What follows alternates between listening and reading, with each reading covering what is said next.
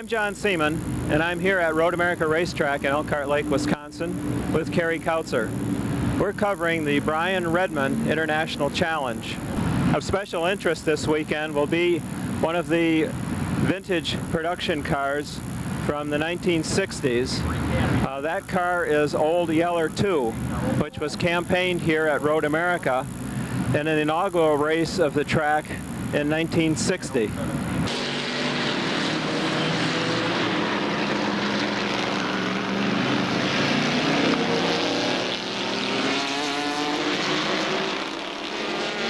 I'm with Ernie Nagamatsu, and he has one of the very prominent cars that has raced here at Road America in the past. This is Old Yeller 2. Could you tell us about its previous owner, the track history, and the restoration? First of all, the track history, we're here and we came all the way from Los Angeles because it's the 40th anniversary, almost to the week, that Carroll Shelby raced this car. And at that time, he was in his last year of racing, and he was racing Maseratis, but he had his choice of any car, and he decided to bring out this Buick Special because for this track, which is 4-mile track, the Buick horsepower was perfect. And so it was the first major pro race at Road America in 1960, July 30 and 31. And he raced against a Scarab, and he raced against a Maserati Streamliner from the factory. So I came across the car. I was friends with Max Balchowsky for many, many years before I got the car. I had the trophies and I had the programs and newspaper clippings, as this car was notorious for its look and its horsepower. It was a little crude, but it was competing against the very best, sleekest, exotic imports from Europe. And so it raced against the Testarossa Ferraris, it raced against the Birdcage Maseratis, and it raced against all of the specials, the Listers, the Devons, the Porsches, and it did well because of durability. He used components, and it's called Old Yeller based on the movie Old Yeller. And this car, contrary to a Ferrari, which comes out of the box and they don't change it throughout the season, sometimes this car would make up to 20 changes, minor changes during a season if the brakes weren't just right. These are aluminum Buick drums. They started out with a Studebaker Champion rear, and it had a Morris Minor steering rack, had a Studebaker 1954 truck radiator, a Wyatt truck radiator, because that was the biggest core at that time. And then the tires, as you can see here, we're white walling the tires, and the reason is Max Balchowsky did a lot of testing on tires before they had racing tires. He would work with the tire companies and he would recap good carcasses, and he would change the cure times to get a soft compound, as soft as he could without throwing it. And he came across in 1959 station wagon. One station wagon had Goodyear Blue Streaks, very soft. They recalled the tires, but before they recalled it, he and his friends hustled up stacks and stacks of white wall tires. So you'll see pictures of the Old Yeller 2 racing at Riverside like in 1959 with white wall tires against the Scarab and the Testarossas, and they thought that he was being a prankster and he was being playing jokes on them, and it wasn't so, because he was really well ahead of his times. He was testing the heat in the tires, he was testing the softness and hardness, and he had a cadre of engineers just like Lance Reventlow and the Scarab, but contrary to Troutman and Barnes and all the greatest engineers of the day, he had people that didn't really have a name. He took an engineer that was an expert in metallurgy. He had an engineer that was expert in chassis design. And so he used all these people. They were like his secret groupie. And so they would all go to the track, and they didn't have a transporter and they didn't have uniforms, but it was a strongest contingent of knowledge that he assembled, because he was willing to learn from every individual that had some special knowledge. He had special brake linings made before. You know, they didn't have many. Everybody had drum brakes. They were starting with Girling. They were starting with disc. But he was well into special linings that they would make for him, just for him, for this race car, to do experimentations. And I have letters to Buick. Buick, gave him engines. There was correspondence going back and forth about some of the heating problems, and he was trying to solve that for Buick.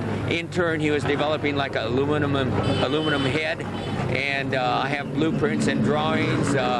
It's amazing. He was writing to England. They were asking him, and I have a great picture of this being tested at Riverside Raceway, and right next door the same day they were testing the Scarab Formula One, and the Troutman Barnes teams that spent millions into this Formula One effort were under this car, looking at this car, seeing how it was set up, because they were doing the same thing, but not in the manner Max did. Max used parts, and they fabricated. Troutman and Mark fabricated, and he used a Pontiac lower A-arm, and he special uprights, special spindles. He designed everything, but the body really didn't matter. The aerodynamics didn't matter. He figured horsepower counts, get it to the ground, and if you get to the corner first, and I think there's one story that Bob Bondurant told me, which was really exciting.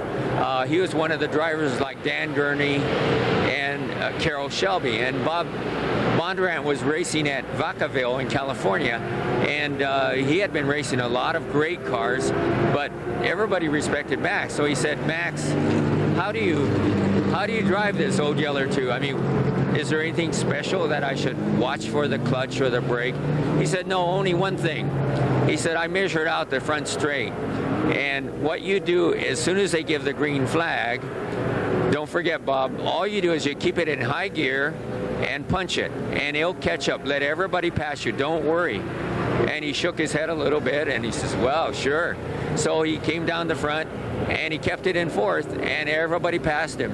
And he kept it in fourth, and he passed everybody up. And by the first turn, he was well ahead of the whole pack. And that's why he worked out the torque factor. He knew it had great torque, low-end torque. And so that's what he based his racing on. And the other thing is that he was a master of understanding what it took in weight distribution. So just recently we weighed the corners again, and it is truly amazing. Just like he designed it, it's 55% to the rear wheels, and for a front engine car and like a Buick that's like a boat anchor, it is a phenomenal feat to get that engine so far back to get 55 to the rear. It's kind of like the Cheetah concept, the Cheetah racing car. The only problem with the Cheetah is that the wheelbase was too short, and so it's very twitchy.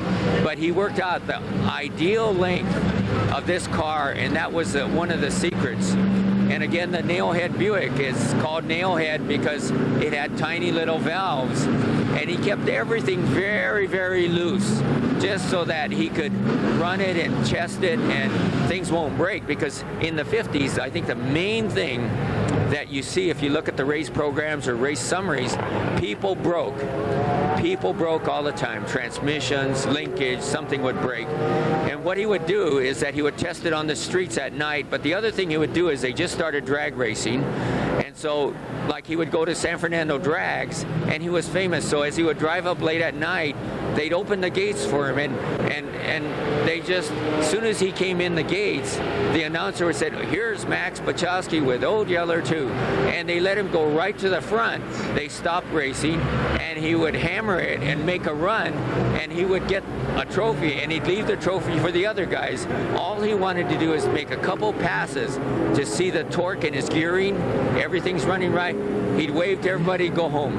And that's why he had a cross-section of fans.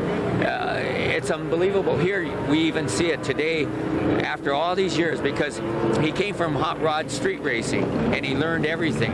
He went to the dry lakes and he learned a lot about straight runs, and he did the drags. He learned about short, torquey runs and what it takes to win there.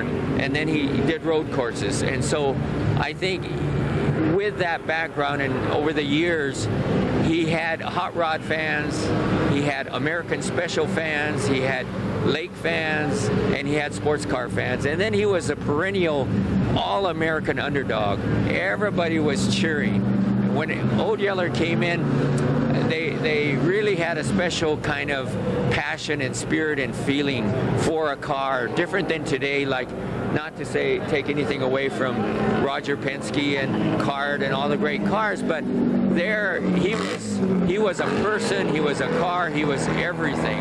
And these are his original headers, and if you look at all the pictures, this little separation in the door was there when he first raced it, when Dan Gurney raced it, when Carroll Shelby raced it, and when it ended, this car raced from 1959 to 1974.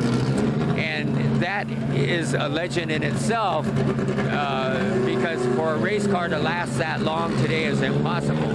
And what it ended up being is the whole middle section stayed the same. They made a swoopy body for it.